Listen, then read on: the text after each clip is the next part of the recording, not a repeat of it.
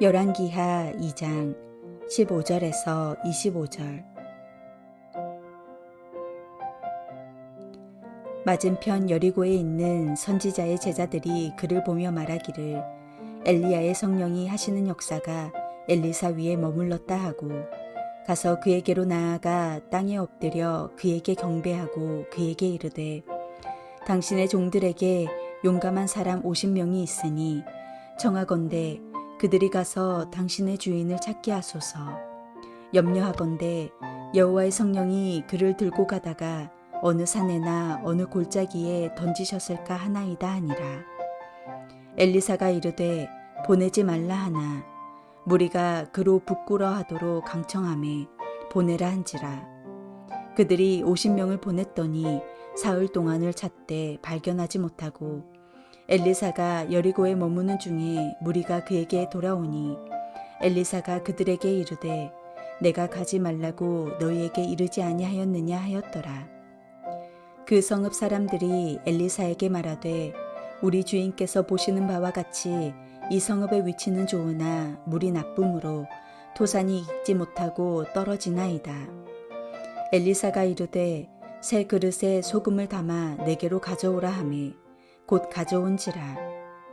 엘리사가 물 근원으로 나아가서 소금을 그 가운데에 던지며 이르되 여호와의 말씀이 내가 이 물을 고쳤으니 이로부터 다시는 죽음이나 열매 맺지 못함이 없을지니라 하셨느니라 하니, 그 물이 엘리사가 한 말과 같이 고쳐져서 오늘에 이르렀더라. 엘리사가 거기서 베델로 올라가더니 그가 길에서 올라갈 때에 작은 아이들이 성읍에서 나와 그를 조롱하여 이르되 대머리여 올라가라, 대머리여 올라가라 하는지라. 엘리사가 뒤를 돌이켜 그들을 보고 여호와의 이름으로 저주하매 곧 수풀에서 암곰 둘이 나와서 아이들 중에 42명을 찢었더라. 엘리사가 거기서부터 갈멜산으로 가고 거기서 사마리아로 돌아왔더라. 이제 하나님의 사역은 엘리야에서 엘리사에게로 전해지게 됩니다. 엘리사는 이사갈 지파 사밧의 아들로서 요단강 골짜기 아벨물흘랄이라는 지역에서 평범한 농부로 생활하고 있던 사람입니다. 그는 어느 날 소를 몰며 밭을 갈고 있는 중에 엘리야의 제자로 부름받아 선지자의 사역을 감당하게 됩니다. 엘리사는 위대한 선지자이자 스승인 엘리야의 뒤를 이어서 북이스라엘의 9대 왕인 여호람부터 요아스의 치세에 이르는 동안에 선지자의 사역을 감당하게 됩니다. 엘리야와 엘리사 시대는 성경에서 기적이 많이 나타난 시대입니다. 믿음이 적은 시대였기 때문에 정상적으로는 하나님의 말씀과 능력이 전파되지 못하던 시대였습니다. 그래서 하나님께서는 기적을 통하여 하나님의 놀라운 역사와 하나님의 의도를 보여주신 것입니다. 성경의 모세 시대와 예수님과 사도 시대도 마찬가지로 기적이 많이 나타난 시대입니다. 하나님의 말씀이 가장 어렵게 전파된 시기이기도 했습니다. 엘리사는 말씀드린 것처럼 엘리야의 후계자입니다. 엘리야의 시대도 기적이 많이 나타났지만 엘리사의 시대는 특히 기적이 더 많았습니다. 엘리사는 엘리야를 통한 하나님의 부르심에 즉각적으로 순종한 사람이었습니다. 하지만 이러한 결단력과 함께 다혈질이라는 부족함도 동시에 가지고 있었습니다. 하지만 하나님께서는 그의 그런 거친 면을 다듬으셔서 사용하십니다. 엘리사는 엘리야의 마지막에 함께 했습니다. 그는 엘리야의 떠남을 진심으로 안타까워했습니다. 그래서 그는 자기의 옷을 줄로 찢습니다. 마치 옥합을 깨뜨려 예수님 머리에 향유를 부었던 그 여인처럼 엘리사는 자아를 깨뜨린 것입니다. 그러고는 엘리야가 떨어뜨리고 간 옷을 집어듭니다. 이를 통하여 아름다운 계승이 이루어지는 순간을 우리는 보게 되었습니다. 이제 엘리사는 엘리야가 함께하지 않으면 아무것도 못하는 의존적인 존재에서 하나님 앞에 독립적으로 선 존재가 된 것입니다. 신앙생활을 처음 할 때에는 우리는 누군가에 의해서 이끌려 억지로 할 때가 많습니다. 다른 사람들의 영향을 많이 받습니다. 점점 신앙이 자라고 성숙한 믿음을 갖게 되기까지는 오랜 시간이 걸립니다. 비행기도 연료의 70%를 이륙할 때 사용한다고 합니다.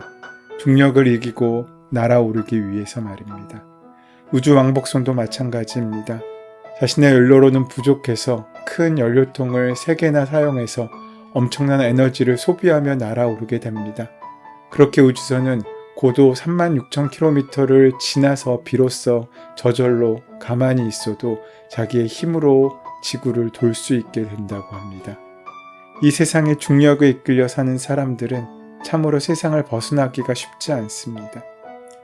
이 세상에서 나의 발목을 잡아 끌어내리는 중력은 돈이나 직장, 명예, 배경, 학벌, 가족 같은 것일 수도 있습니다. 어쩌면 온 에너지를 쏟아부어 중력을 극복하고 치솟아 오르다 보면 어느 시점에 가서는 우리는 자유로움을 느끼게 됩니다. 그러기 위해서 우리는 쏟아부어야 합니다. 시작할 때 우리의 전부를 쏟아부어 이 땅의 중력을, 죄의 중력을 이길 수 있어야 한다는 것입니다. 우리는 우주선이 연료탱크의 도움을 받는 것처럼 때로는 누군가의 도움을 받기도 합니다. 그렇게 우리를 붙잡는 삶의 중력에서 벗어날 때 우리는 세상이 줄 수 없는 자유로움과 평안을 느끼게 됩니다. 언제까지 앉은뱅이 신앙생활을 할 수 없습니다. 이제 우리도 우리의 자리를 박차고 올라 하늘을 향해 날아오를 수 있어야 한다는 것입니다. 하지만 엘리사는 엘리야의 빈자리를 처음에 그저 바라볼 수밖에 없었습니다. 그렇게 호련히 떠나간 엘리야의 빈자리 속에서 그는 황망함을 경험했을 것입니다. 그런데 그렇게 엘리야가 떠나고 난 빈자리에 채워진 것이 무엇입니까? 바로 하나님의 영이었고 성령이었습니다. 그 영은 우리가 사람을 의지하지 않고 마음을 비우고 빈손이 되었을 때 우리 안에 비로소 채워지는 것입니다. 엘리사가 더 이상 엘리야를 의지하지 않고 하나님을 바라보고 하나님을 의지했을 때, 즉 엘리야가 떠나고 난 그 빈자리에서 오로지 빈손으로 하나님을 찾고 붙잡을 때 하나님의 영이 그에게 임하게 된 것입니다. 예수님께서 세상을 떠나실 날이 가까워졌을 때 제자들은 불안했습니다. 하지만 그때 주님은 제자들에게 근심하지 말라고 말씀하시면서 오히려 예수님이 떠나시는 것이 우리에게 유익하다고 말씀하십니다. 왜냐하면 예수께서 떠나신 그 빈자리에 보혜사 성령이 충만히 채워질 것을 약속하셨기 때문입니다. 물론 우리가 살아가면서 가장 귀한 일은 좋은 사람을 만나고 큰 스승을 만나는 일입니다. 그 스승이 전하는 큰 정신을 우리가 붙잡고 알아가는 과정들이 필요합니다. 그런 스승과 만나는 것만으로도 우리의 삶은 아름다워집니다. 살아가면서 큰 정신을 만날 기회가 생기거든 우리는 모든 일을 제쳐쓰고서라도 그와 만나야 합니다. 그게 지혜입니다. 하지만 우리가 그곳에 머물러 있어서만 안 됩니다.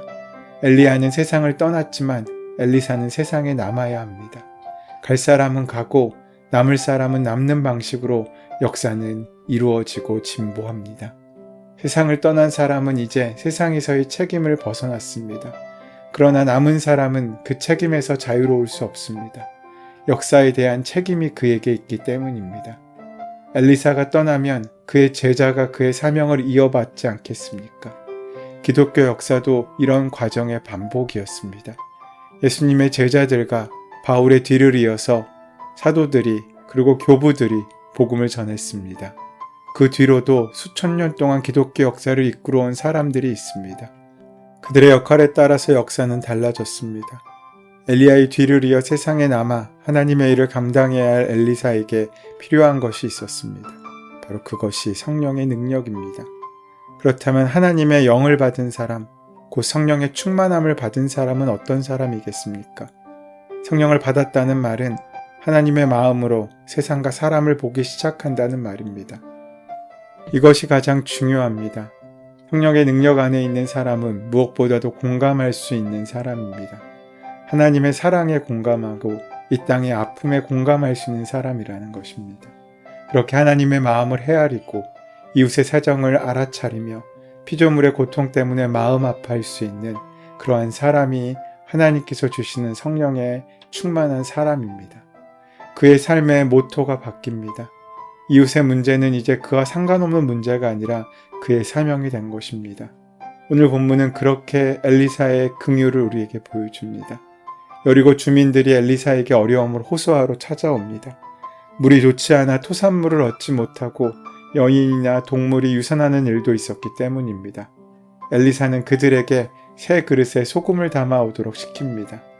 사실 소금은 식물에게 치명적인 악영향을 주는 것입니다. 이를 모를 리 없겠지만 주민들은 엘리사의 말에 순종합니다.